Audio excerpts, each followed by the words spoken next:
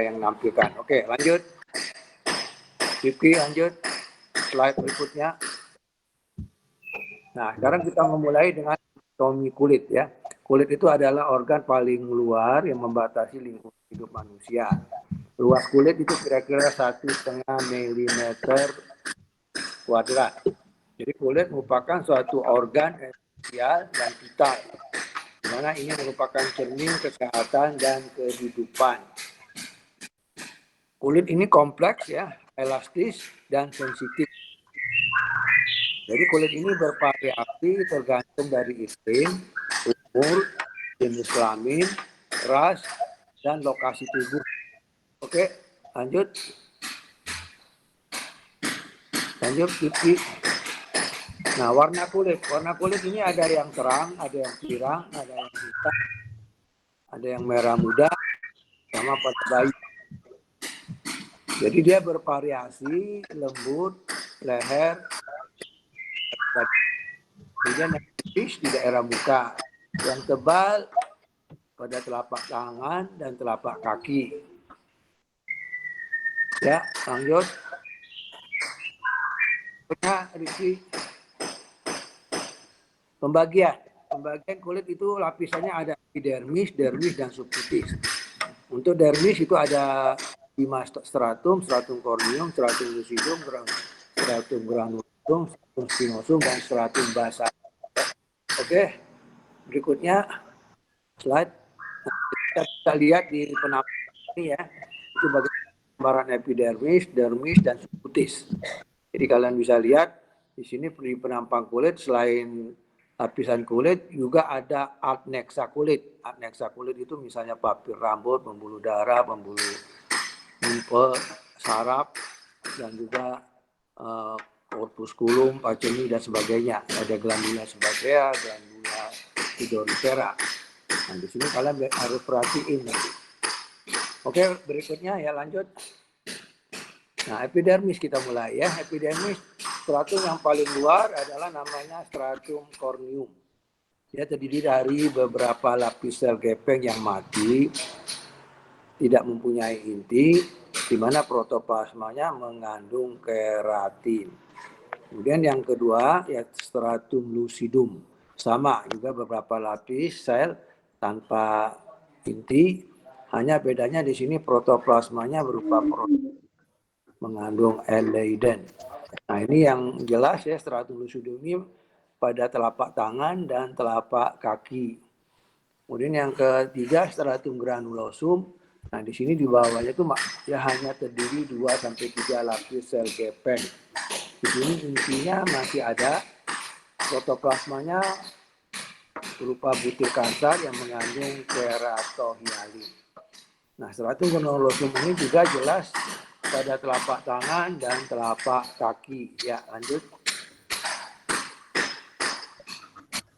Kemudian pada stratum spinosum, dia terdiri beberapa sel poligonal dengan ukuran yang berbeda.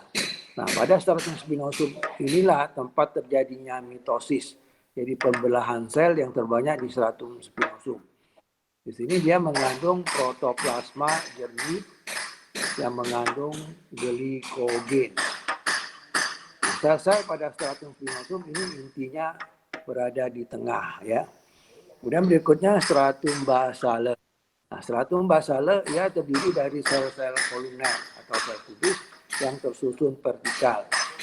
Nah, pada daerah perbatasan antara dermal epidermal itu tersusun seperti pagar atau palisade ya. Stratum basale di sini berfungsinya sebagai tempat mitosis dan juga fungsi reproduktif. Ya, lanjut.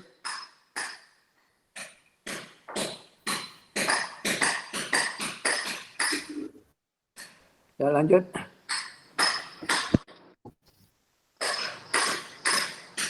Tapi lanjut dermis.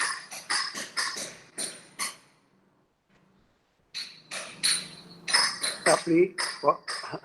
Nah, dermis. Kalau dermis ini lapisannya lebih tebal ya. Dia terdiri dari lapisan elastis dan juga lapisan fibrosa padat. Nah, fibrosa padat ini mengandung elemen-elemen seluler di mana di sini terdapat folikel rambut. Nah, dermis dibagi ada dua bagian. Yang pertama vas papillare, ini yang menonjol ke daerah epidermis. Nah, vas papillare ini berisi ujung-ujung saraf dan ujung pembuluh darah. Sedangkan vas yang kedua, vas reticulare, ini yang menonjol ke subkutan. Nah, vas papillare reticulare ini terdiri dari serabut-serabut panjang yang mengandung yang terdiri dari serabut kreolagen, serabut elastin, dan serabut reticulare. Di mana dasarnya dia mengandung asam hyaluronic acid.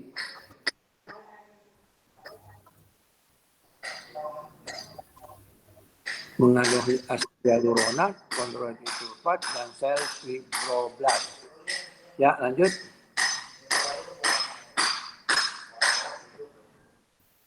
Nah, serabut kreolagen dia terdiri dari fibroblast, di mana dia merupakan ikatan, jadi berupa bundel yang mengandung hidroksilin, dan hidroksilin. Ya. Kemudian yang berikutnya dia ada lagi serabut elastin. Nah, serabut elastin ini dia bergelombang, bersifat almog. Dia mudah mengembang dan juga lebih elastis. Ya. Nah, pada orang muda, kalau orang sudah tua, biasanya serabut kolagen dan elastinnya ini sudah berkurang tipis, sehingga kulitnya terlihat keriput dan tidak elastik lagi. Oke, lanjut. Nah, sekarang kita lihat subkutis. Subkutis ini terdiri jaringan ikat longgar yang terdiri dari sel-sel lemak. Sel lemak ini bentuknya bulat, besar, dengan inti letaknya di pinggir, dan juga mengandung sitoplasma. Nah, sel-sel lemak ini bisa berkelompok membentuk yang kita sebut sebagai trabekula fibrosa. Nah, lapisan lemak, jadi kalau sudah menumpuk lagi, dia membentuk lapisan lemak yang kita kenal sebagai panniculus adiposa. Nah, panniculus adiposa ini kalau kita perhatikan terutama jelas pada orang-orang yang gemuk ya, atau yang obesitas. Terutama di daerah perut ya, daerah abdomen, dan juga di daerah bokong. Nah, fungsi dari panniculus adiposa ini sebagai cadangan makanan ya.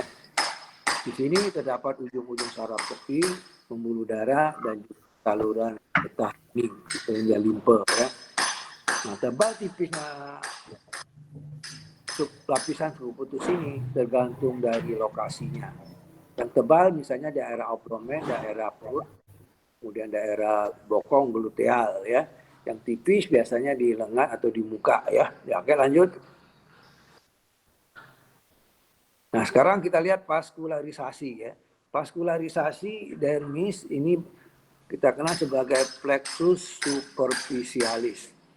Sementara subkutis dia berupa plexus profunda. Nah, plexus dermis akan bagian atas anastomose dengan papil dermis. Sedangkan plexus pada subkutis dan vas reticulare akan beranastomose membentuk pembuluh darah yang menjadi lebih besar. Nah, setiap pembuluh darah dia selalu bergandengan dengan saluran getah bening dan saraf ya. Oke, lanjut.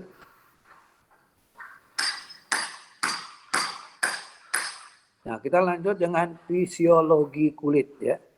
Fisiologi kulit, jadi fungsi daripada utama dari kulit adalah pertama proteksi, yang kedua absorpsi, yang ketiga ekresi, yang keempat persepsi, yang kelima pengatur suhu, yang keenam membentuk pigmen, yang ketujuh membentuk vitamin D, yang kedelapan keratinisasi.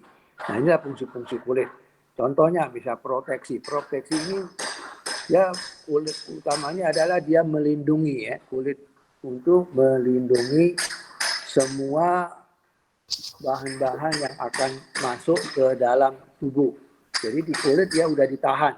Jadi ada pertahanan tubuh, pertahanan kulit itu dengan lapisan yang ada di dalam tubuh, dan juga ada bahan-bahan yang kelenjar-kelenjar yang merupakan bahan dari aneksa kulit ya. Jadi dia bisa mengabsorpsi. Kemudian juga ada kelenjar yang bisa bersifat persepsi. Nah, persepsi ini menunjukkan bahwa kulit itu bisa melihat persepsi seseorang. Apakah seseorang sedang dalam keadaan sedih atau keadaan gembira, itu bisa terlihat dengan penampilan kulit. Nah, kalau pengaturan suhu ya tergantung nanti ya. Jadi itu dibantu oleh kelenjar keringat ya. Nah, dimana kalau pada saat cuaca panas, kelenjar keringat akan banyak memproduksi sehingga di dalam suhunya akan tetap stabil ya. Demikian juga membentuk pigmen. Pigmen ini ada yang kita kenal di sini melanin ya. Melanin dibentuk oleh sel-sel melanosit yang ada di lapisan dermis. Nah, kemudian juga membentuk vitamin D. Nah, vitamin ini di mana di dalam tubuh kita yang ada provitamin D dengan bantuan sinar matahari yang masuk ke kulit, terutama itu sinar ultraviolet B, itu akan membentuk vitamin D. Kemudian juga fungsi keratinisasi. Nah, keratinisasi ini adalah fungsi pengelupasan lapisan keratin dari permukaan kulit, sehingga kulit itu setiap saat berganti ya. Oke ya, lanjut. Nah, kemudian kulit juga mempunyai fungsi arti lain ya. Dia bisa berfungsi sebagai estetika. Jadi bagaimana untuk penampilan ya, seseorang ini penampilannya, misalnya orang tergantung faktor umurnya ya. Jadi untuk tampil lebih dia memerlukan estetika yang prima ya. Demikian juga kulit membentukkan arti seberupa ras. Kita mengenal ya, dengan kulit bisa menunjukkan apa ras dari orang tersebut atau kelompok tersebut. Kita mengenal yang ekstrim misalnya ras negroid. Ras negroid ini yang warnanya hitam mengkilat ya. Kemudian ada yang kedua ras mongoloid. Nah, mongoloid ini kulitnya putih ya. Putih kadang-kadang kekuningan. Ini rasnya orang-orang Eropa, orang Cina, orang Jepang, orang Korea. Kemudian yang berikutnya yang kita kenal sebagai ras sanguinus. Nah, ras sanguinus ini gambarannya dia tidak hitam, tidak putih. Tapi berupa apa? Berupa sawo matang. Jadi agak coklat. Inilah termasuk kita ya. Kita di Indonesia. Indonesia termasuk ras kita sanguinus. Nah, jadi kalau kita ras yang sanguinus, kulitnya sawo matang, jangan mengharapkan kulit kita menjadi putih seperti orang-orang Cina, orang Korea yang rasnya ras mongoloid. Walaupun dikasih apapun tetap. Ya, jadi banyak orang-orang kita terpengaruh oleh iklan-iklan putih-putih, obat apa segala macam. Ya, itu sebetulnya tidak ada hasilnya ya. Nah, kemudian juga bisa menjadi indikator sistemik ya. Indikator sistemik ini misalnya kulit orang yang sedang anemi, kurang darah, itu terlihat kulitnya pucat. Ya. Kemudian juga orang yang menderita misalnya hepatitis, kelihatannya kulitnya berwarna kuningan ya. Nah, itu juga sistemik misalnya dia keadaan dehidrasi. Kalau dehidrasi, jadi kulitnya menjadi kering, keriput ya. Ya, lanjut.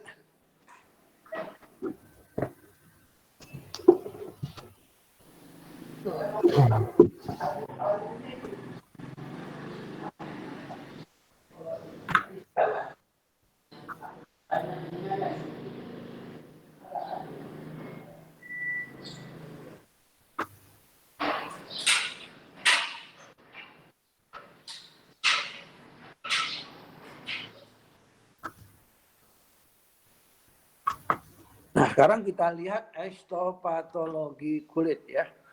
Histopatologi kulit yaitu pemeriksaan ini melalui dengan pemeriksaan histopatologi.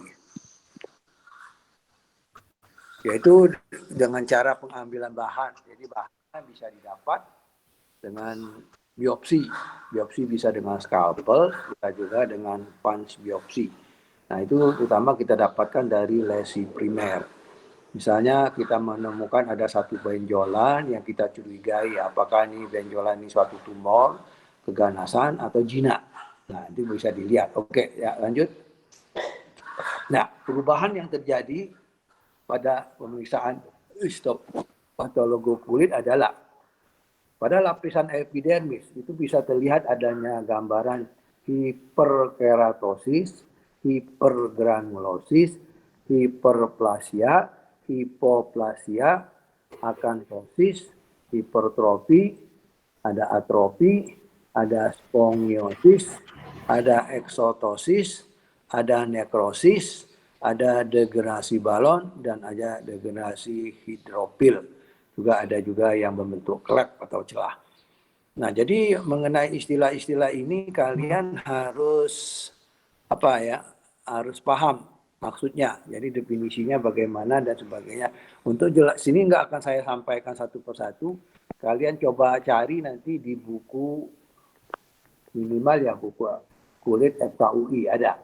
Jadi maksudnya hiperkeratosis itu apa, hipergranulosis apa, misalnya atrofi itu apa dan sebagainya ya. Jadi saya tampilkan ini intinya aja, dasar-dasarnya nanti kalian cari sendiri ya. Oke ya, lanjut. Kemudian dermis. Nah, pada dermis itu akan terlihat adanya papilomatosis. Nah, papilomatosis ini istilahnya adalah papil yang memanjang. Ini contohnya terjadi pada kasus pasien dengan psoriasis. Nah, pada psoriasis terjadilah pemanjangan papil dermis, sehingga bisa dilakukan dengan tes Auschwitz, nampak adanya bercak darah, ya itu terjadinya pada psoriasis. Jadi pada normal papilnya itu biasa, ya. Kemudian yang kedua bisa terlihat adanya degenerasi hialin, di mana ini kolagennya bergabung jernih. Kemudian juga bisa terlihat adanya fibrosis. Nah, fibrosis ini jumlah kolagennya bertambah, itunya berubah, jadi sel-sel sudah lebih banyak. Jadi fibrosis ini misalnya habis luka sembuh, membentuk jaringan fibrosis. Berikutnya ada yang kita kenal sklerosis. Nah, pada sklerosis di sini jumlah kolagennya bertambah, susunannya berubah, lebih homogen, tanpa ada eosinofilik dan fibroblast. Nah, sklerosis ini tampak pada penyakit pasien skleroderma, ya. Jadi dia kulitnya homogen jadi mengeras. Nah, pada proses peradangan di lapisan dermis itu kita akan temukan adanya sel-sel neutrofil, sel limfosit, sel plasma, sel histiosit, dan sel eosinofil. Ya, lanjut. Nah, kalau pada subkutis, histopatologinya kita akan lihat adanya proses peradangan, proses degeneratif, terlihat ada nekrosis jaringan, kemudian ada vaskulitis, ya. Ya, oke. Lanjut. Nah, sekarang kita lihat mikrobiologi kulit. Kulit itu ya tidak bebas hama. Jadi kalian harus tahu kulit itu permukaannya tidak steril. Jadi tidak bebas hama. Kenapa? Oleh karena pada permukaan kulit itu banyak sekali makanan untuk pertumbuhan organisme. Antara lain itu ada lemak, ada nitrogen, ada mineral. Nah, semua itu merupakan hasil dari proses keratinisasi, bisa juga hasil dari produk apendik kulit, ya. Misalnya sel-sel sel sudorifera, sel kelenjar ekrin, ya. Nah, itu bisa menghasilkan lemak dan nitrogen. Nah, sekarang bagaimana hubungan dengan manusia, ya? Hubungan dengan manusia, kalau yang dia bersifat parasit, ini bisa akan menyebabkan timbulnya penyakit. Tapi ada yang bersifat dengan komensal. Jadi dia kalau komensal, dia di sini hanya berupa flora normal. Jadi mikroorganisme yang ada itu tidak menyebabkan penyakit, kecuali nanti terjadi adanya gangguan keseimbangan flora normal. Nah, kalau terjadi gangguan keseimbangan flora normal, yang satu meningkat, yang satu berkurang, akhirnya menyebabkan timbul penyakit, ya. Nah, kalau bakteri ya itu bisa menyebabkan penyakit, itu disebut dengan patogen, ya, bakteri mikroorganisme patogen. Ya, lanjut. Nah, sekarang kita lihat patogenesis infeksi, ya. Patogenesis infeksi jadi berupa sifat respon inflamasi kulit terhadap bakteri. Jadi itu tergantung dari banyaknya bakteri. Kemudian yang kedua, cara bakteri mencapai daerah yang bersangkutan. Jadi itu responnya, ya. Jadi kalau bakterinya sedikit, ya mungkin nggak menyebabkan infeksi. Tapi kalau bakterinya banyak, sementara daya tahan tubuhnya menurun, akhirnya terjadi infeksi. Ya, lanjut. Nah, kita lihat pertahanan kulit, ya. Pertahanan kulit proteksi tadi dia berupa kulit yang kering. Di situ terjadi desquamasi, ya, jadi pengelupasan atau pengelupasan squama. Kemudian melalui kimiawi. Nah, melalui kimiawi ini adalah berupa asam-asam lemak yang berantai karbon tidak jenuh. Tidak jenuh ini merupakan hasil produk dari kelenjar sebasea atau juga dari flora normal, flora komensal, ya. Di sini dia tidak mempunyai efek antibakteri. Kemudian yang ketiga, bisa melalui fenomena interferensi bakteri.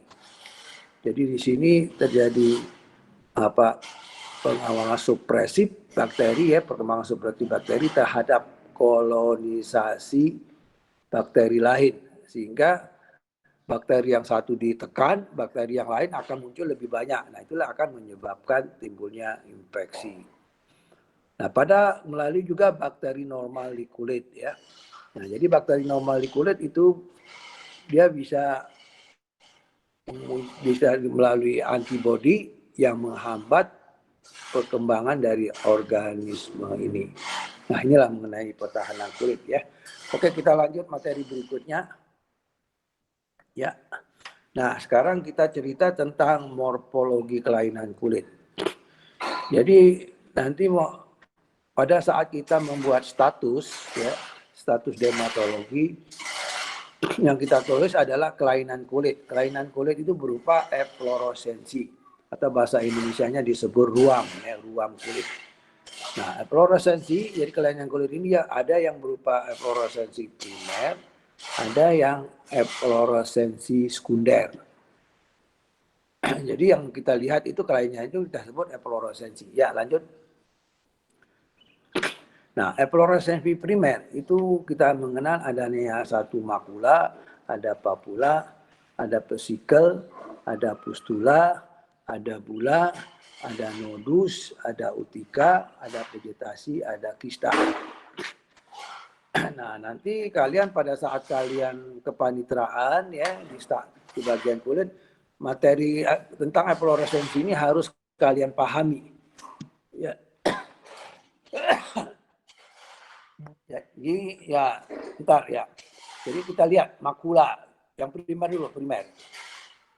Contohnya makula. Makula itu definisinya adalah perubahan warna semata.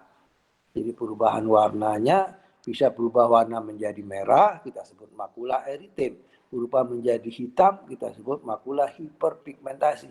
Berubah menjadi putih, makula hipopigmentasi. Demikian juga yang di bawah papula. Papula itu adalah penonjolan di atas permukaan kulit yang isinya jaringan padat atau infiltrat. Nah, jadi itu papula. Kemudian vesikel. Vesikel itu sama dengan papula, tapi bedanya hanya isinya. Vesikel itu isinya cairan jernih. Kalau papula isinya aja infiltrat. Pustula juga demikian. Isinya hanya berbeda di isinya. Isinya adalah nanah, ya, pus. Kemudian bula. Bula ini sama dengan vesikel, tapi ukurannya lebih besar. Kemudian juga nodus. Nodus ini sama dengan papula, tapi ukurannya lebih besar. Nah, Jadi untuk ini kalian harus paham nanti definisinya masing-masing ya. Harus dipahami tapi bukan dihafal. Kalau dihafal suka terbalik-balik. Kalian dari atas menghafal benar, tapi begitu ditarik dari bawah terbalik-balik lupa ya. Ini sering bisa terjadi ya. Oke, lanjut. Ya. Sekarang kita lanjut efloressensi sekunder ya. Efloressensi sekunder itu berupa squama, bisa kusta, erosi, eksoriasi, ulkus, dan likenifikasi. Nah, jadi ya lanjut. Jadi nanti kalian buat cari ya di buku merah apa masing-masing definisinya. Ini kalian harus pahami, harus di definisinya. Nah, kemudian selain efloresensi, pada saat kita membuat status harus ditambahkan sifatnya. Sifatnya itu pertama berupa ukuran. Ukurannya yang paling kecil itu adalah miliar, yang besar sedikit lentikuler, kemudian agak besar numuler sebesar ruang logam, lebih besar dari itu namanya plakat. Nah, plakat ini ukurannya ya sebesar daun. Nah, bayangin aja daun tuh daunnya ada yang besar sekali. Nah, untuk efloresensi ini kita tidak memakai ukuran pakai mistar ya. Jadi tidak ada ukuran misalnya makula eritem ukurannya 5x8, 10x5, 3x2 nggak ada. Ya. Kalau dia kecil titik miliar, besar sedikit lentikuler, sebesar ruang logam mulai lebih dari situ namanya plakat ya. Jadi kita itu sudah kesepakatannya seperti itu. Nah, berbeda kalau dia tumor, terutama di bagian bedah. Kalau tumor memang harus ya, harus ukuran berapa kali berapa, panjang berapa, lebar berapa, tebal berapa, itu yang harus diapain ya. Nah, kemudian susunannya atau juga bentuknya. Ya bisa bentuknya linear, bisa angka, bisa polisiklik, bisa juga korimbiformis. Nah, ini yang kalian nanti apa definisinya masih coba nanti dibuka ya. Jadi saya memberikan basicnya saja. Oke, lanjut. Nah, sekarang jumlahnya. Jumlahnya kalau satu hanya soliter, kalau banyak itu multiple. Jadi tidak ada jumlahnya ada 5, ada 6, ada 7, nggak ada ya. Kalau dia sebut soliter berarti satu. Kalau dia banyak hanya disebut multiple. Misalnya kita lihat ada makula eritem multiple, ukurannya numuler sampai plakat, bentuknya polisiklik. Nah, umpamanya begitu ya. Nah, sekarang kita lihat penyebarannya. Penyebarannya ini ada yang sirkumskrip ya, jadi terbatas, ada yang difus seluruh tubuh, ada yang regional. Ada bagian tertentu, generalisata ini lebih dari 50%, kemudian universal. Nah, universal ini seluruh tubuh. Konfluen ini bergabung simetris, ini kiri kanan. Kalau asimetris hanya sebagian. Asimetris itu contohnya pada herpes. Kalau herpes itu ya gambarannya nanti adalah papel, vesikel, multiple, berkelompok, segmental, unilateral. Jadi asimetris. Kemudian juga diskrit. Nah, diskrit ini penyebarannya hanya seluruh tapi hanya ceplok-ceplok, jadi nggak merata, ya tidak merata. Contohnya seperti pada varicella ya. Oke, jadi saya kira ini saja ya, lanjut. Nah, barangkali inilah materi yang dibebankan kepada saya ya tentang struktur kulit dan efloressensi. Nah, yang saya sampaikan ini hanya basic-basicnya, dasar-dasarnya. Untuk jelasnya kalian harus baca lagi di buku merah. Kalau mau lebih bagus di buku Fitzpatrick ya, textbook kita adalah Fitzpatrick ya, Dermatology in General Medicine. Nah, oke, saya kira sampai sekian. Mungkin ada pertanyaan sebelum kita tutup, masih ada berapa menit? Silakan kalau ada. Silakan kalau ada.